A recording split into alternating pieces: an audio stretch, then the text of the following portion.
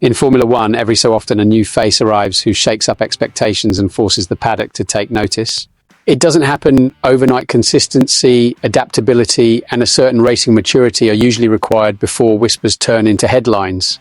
But when that rise happens quickly, it tends to spark debates about where the sport's next big talent truly belongs.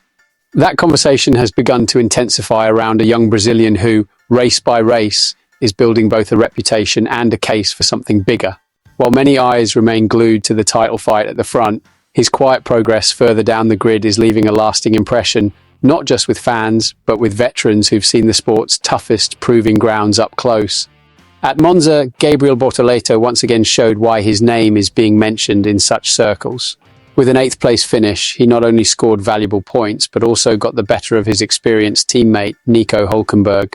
It wasn't the first time he's managed that this season, and with 18 points now on the board, Bortoleto sits 16th in the standings. More importantly, his reputation for calm execution and growing racecraft is spreading through the paddock.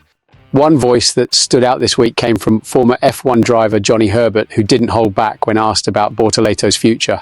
Speaking to Racing Tipster, Herbert suggested that the Brazilian could even deserve a shot at one of the most coveted seats in the sport. "I would probably give the Red Bull seat to Bortoleto," he said, a striking endorsement given that the role is currently filled by Yuki Tsunoda. The Japanese driver has struggled to impress alongside Max Verstappen, and speculation has already begun about Isaac Hadjar being next in line.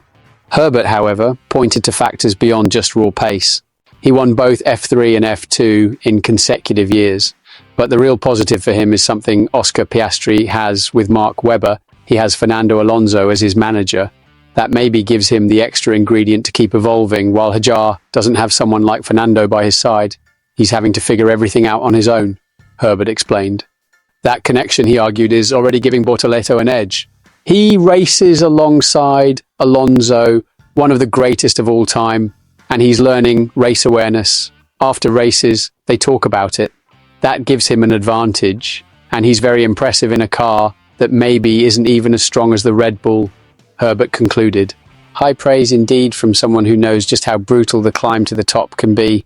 So here's the question for you. Do you agree with Johnny Herbert? Has Gabriel Bortoleto already shown enough to deserve a seat in a top team like Red Bull, or should he be given more time to develop? Share your opinion in the comments below, and don't forget to subscribe to the channel for more exclusive Formula One analysis and insider stories.